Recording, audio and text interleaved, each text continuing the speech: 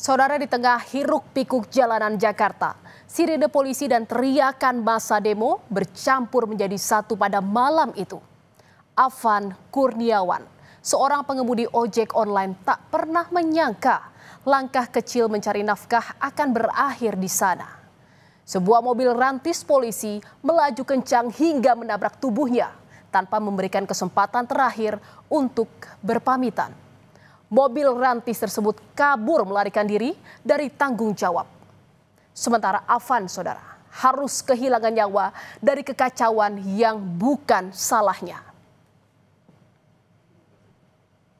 Kapolri Jenderal Listio Sigit Prabowo memeluk salah satu anggota keluarga korban di RSCM Jakarta pada Jumat dini hari. Afan Kurniawan, pengemudi ojek online yang ditabrak rantis polisi, tewas dalam perjalanan menuju rumah sakit. Kapolri menyampaikan rasa duka cita dan meminta maaf atas insiden yang membuat seorang pengemudi ojek online tewas. Nanti kita akan rapatkan, yang jelas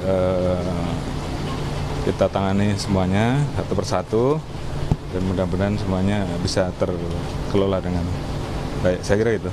Tentunya saya juga minta maaf pada seluruh keluarga besar ojol dan juga masyarakat atas musibah dan peristiwa yang terjadi.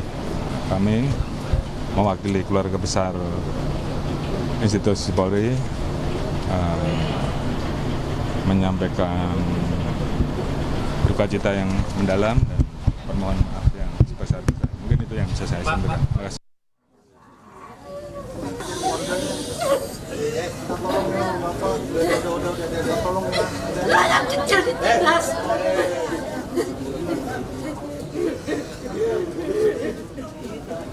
Kabar yang datang bagai petir di siang bolong. Ibunda Afan histeris mendengar anak yang disayang pergi untuk selamanya. Afan yang sedang mencari nafkah pulang tinggal nama.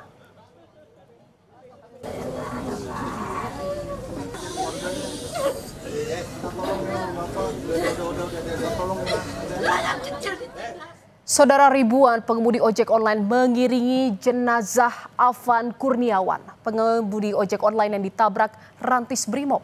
Para ojol ini berangkat menggunakan sepeda motor menuju TPU Karet Bifak, Tanah Abang, Jakarta.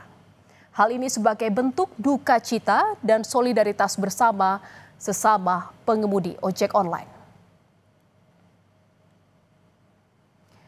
Dan saudara, ibunda Afan tak kuasa menahan tangis saat mengantarkan anaknya ke peristirahatan terakhirnya. Afan dimakamkan di TPU Karet Bifak, Tanah Abang, Jakarta. Kapolda Metro Jaya Irjen Asep Edi Suheri turut menghadiri pemakaman dan menyampaikan duka cita yang mendalam atas kematian Afan Kurniawan. Kapolda Metro Jaya juga menekankan Polri akan profesional dan transparan dalam penanganan kasus kematian Afan Kurniawan. Akan profesional ya dalam menyikapi ini dan akan proses ya, dan tadi malam pun dari Kadipropam sudah menyampaikan bahwa 7 orang sampai saat ini masih dalam pemeriksaan dan sudah akan penahanan. Dan mungkin untuk kedepannya kita sudah tahu, nanti akan lihat secara transparan ya, secara objektif. Ya, mungkin dari semua pihak bisa mengikuti sampai di mana proses penyidikannya itu. Saudara, Afan Kurniawan, pengemudi ojol 21 tahun itu bukanlah bagian dari kerumunan, bukan pula pengambil kebijakan. Saat kejadian, ia hanya menunaikan pekerjaannya, mengirim pesanan makanan dan berharap segera pulang untuk membawa sedikit rezeki bagi keluarganya. Namun, takdir berkata lain. Sebuah mobil kendaraan taktis milik polisi melaju kencang menembus kerumunan. Dalam sekejap, tubuh Afan terhempas dan akhirnya tewas. Ini memang kepribadiannya yang gigih. Sebenarnya ayahnya juga masih bekerja sebagai ojol juga. Tapi anak ini memang punya kepribadian yang memang taat sama orang tua satu. Jadi setiap apapun kekurangan, ternyata nih anak walaupun penghasilannya hanya dari ojol, jaga portal, dia pintar menyimpan dan menyisihkan uang gitu. Jadi ketika orang tuanya perlu butuh itu insya Allah pasti selalu diusahakan, apalagi adiknya yang masih sekolah gitu. Afan hanyalah korban dari aksi demo yang bergejolak di depan gedung DPR RI. Demo yang dilakukan dalam beberapa waktu terakhir tidak juga mendapatkan kabar yang menggembirakan. Bahkan gelombang demonstrasi pecah pada beberapa titik di Jakarta dalam sepekan ini. Dalam aksinya, saudara, massa memprotes kenaikan tunjangan fantastis anggota DPR RI. Publik menilai kebijakan itu tidak layak di tengah sulitnya ekonomi masyarakat. Tunjangan fantastis yang diterima anggota DPR juga tidak sepadan dengan kinerja mereka yang dinilai tidak memuaskan. Salah satunya adalah tunjangan rumah dinas yang mencapai 50 juta rupiah per bulan. Dan inilah, saudara, beberapa tunjangan yang diterima anggota dewan kita yang terhormat, yang tengah disorot publik. Kita tengok bersama. Yang pertama, saudara, ada tunjangan jabatan. Besarannya variatif antara ketua, wakil ketua sampai anggota. Berkisar mulai dari 9 juta rupiah hingga 18 juta rupiah. Ada juga tunjangan beras, nilainya Rp30.000 per jiwa untuk maksimal 4 orang dalam satu keluarga anggota DPR. Kemudian tunjangan penghasilan senilai Rp2.699.000 yang dibebankan ke kas negara. Padahal, saudara, para pekerja biasa dikenakan pajak penghasilan atau PPh 21 sebesar 15 hingga 35% tergantung besaran penghasilan per tahun. Dan selanjutnya, saudara, ada tunjangan komunikasi yang nilainya cukup fantastis. Mulai dari 15 juta hingga 16 juta rupiah. Ada pula bantuan listrik dan telepon senilai Rp7.700.000. Ada tunjangan perumahan yang paling memantik kemarahan publik karena nilainya mencapai 50 juta rupiah. Angka-angka ini jika dibanding tunjangan anggota DPR periode 2019-2024 mengalami kenaikan hingga 2 kali lipat.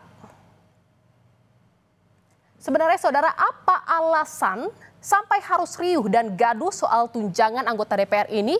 Kita coba lihat secara keseluruhan gaji dan tunjangan anggota DPR periode saat ini. Dengan gaji pokok anggota DPR yang berkisar 4,2 hingga 5 juta rupiah. Ditambah serangkaian tunjangan yang didapat mulai dari tunjangan melekat dan tunjangan lain. Dengan total bersih upah yang diterima anggota DPR per bulannya bisa mencapai 104 juta rupiah. Artinya, saudara, dengan angka segini kalau kita hitung per hari tanpa libur, anggota DPR mendapatkan gaji sebesar kurang lebih 3,4 juta rupiah per hari. Ini tentu jumlah yang sangat fantastis, setidaknya jika dibandingkan pendapatan warga pada umumnya.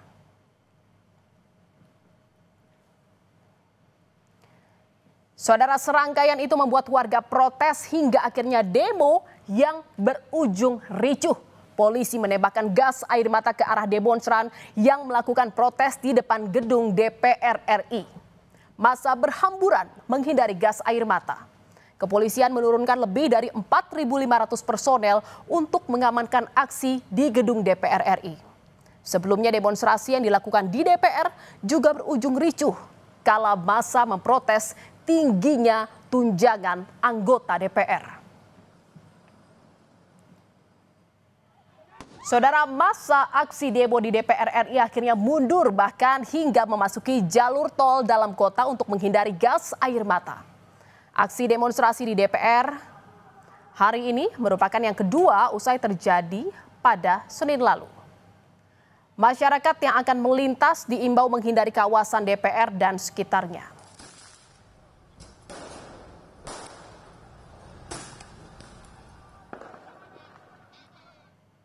Sementara itu, saudara, di dalam gedung DPR situasi lengang saat demonstrasi di depan gedung DPR.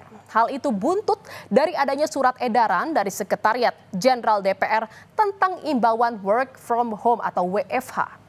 Baik anggota maupun staf DPR diimbau bekerja dari rumah saat demo berlangsung di depan gedung DPR.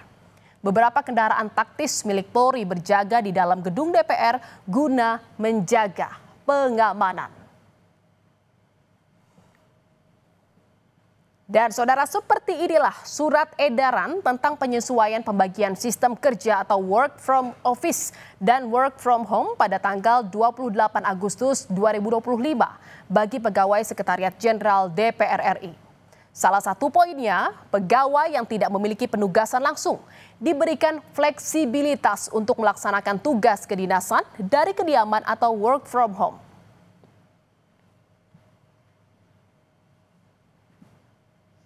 Kritik mau ngapain aja boleh, tapi jangan mencaci maki berlebihan. Itu kan karena merusak mental manusia yang begitu adalah mental orang sedunia. Aksi demo semakin menjadi usai anggota DPR RI dari fraksi Partai Nasdem Ahmad Sahroni menjadi sorotan. Sahroni menyebut rakyat Indonesia dengan kata-kata kurang elok lantaran ingin DPR RI dibubarkan. Sahroni bilang siapa saja boleh kritik DPR asalkan tidak boleh mencaci maki karena merusak mental. Boleh, tapi jangan mencaci maki berlebihan. Diduga akibat ulahnya, Sahroni dicopot dari jabatannya sebagai Wakil Ketua Komisi 3 DPR RI. Pergantian jabatan ini berdasarkan rapat pimpinan fraksi Partai Nasdem. Politisi Partai Nasdem itu dipindahkan menjadi anggota Komisi 1 DPR RI.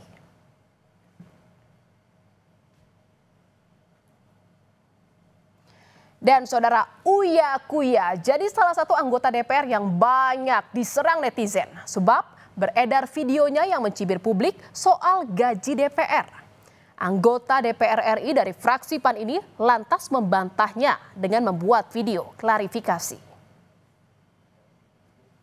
Padahal video ini bisa dicek di TikTok gue, ini video tahun 2021. Berat badan gue aja jauh beda, rambut gue beda, kacamata gue beda. Cek ada kok ini 2021 di TikTok gue.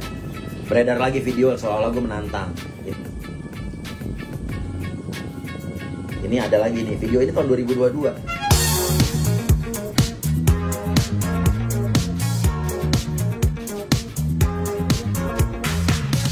Bisa dicek di TikTok gue. Selain Uya Kuya, Eko Hendro Purnomo alias Eko Patrio juga viral, saudara. Usai video anggota Dewan berjoget di ruang paripurna, Eko mengunggah video parodi sound horeg dengan caption, biar jogetnya lebih keren, pakai sound horeg di akun TikToknya.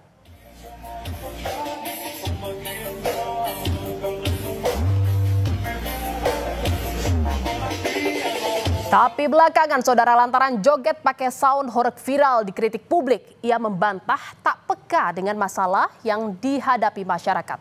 Eko mengatakan video parodi itu ia buat dalam acara pembubaran panitia peringatan Hari Ulang Tahun Kemerdekaan.